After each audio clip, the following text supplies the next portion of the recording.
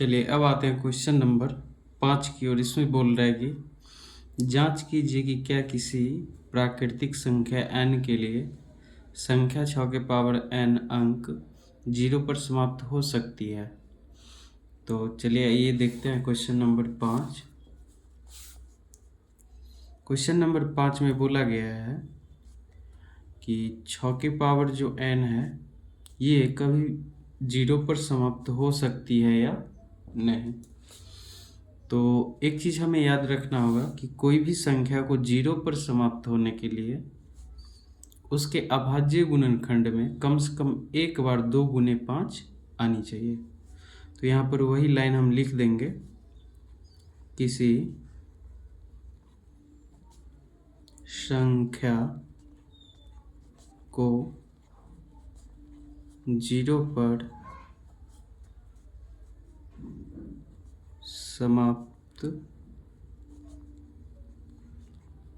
होने के लिए उसके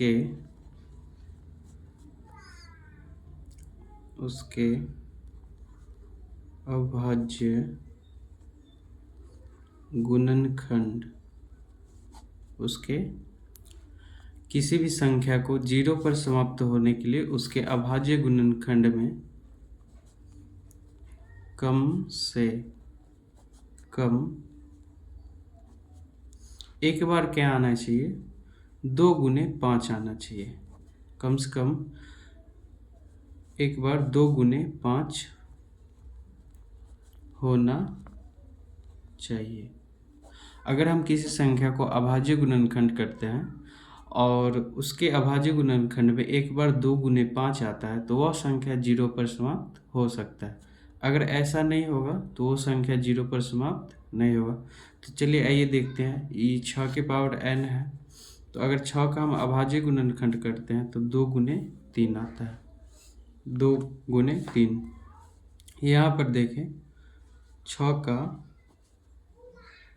अभाज्य गुणनखंड करने पर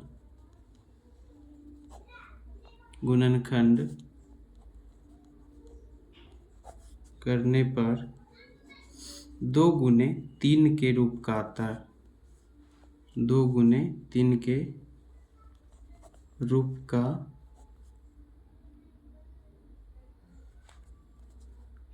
आता है।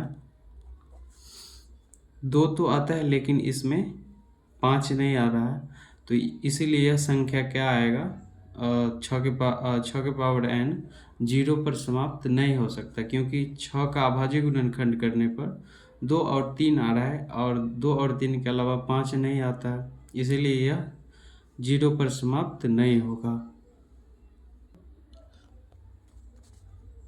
आता है इसीलिए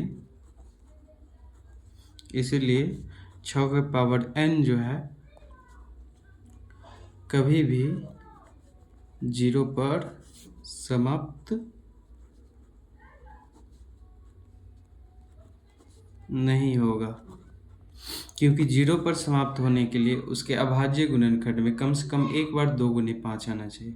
लेकिन जब 6 का अभाज्य गुणनखंड करते हैं तो 2 गुने 3 आता है, एक बार और अगर 5 आ जाता तो ये 6 जो है 0 पर समाप्त हो सकता था, लेकिन 2 3 के अलावा कुछ नहीं आता, इसीलिए क्या होगा, 0 पर समाप्त नहीं होगा।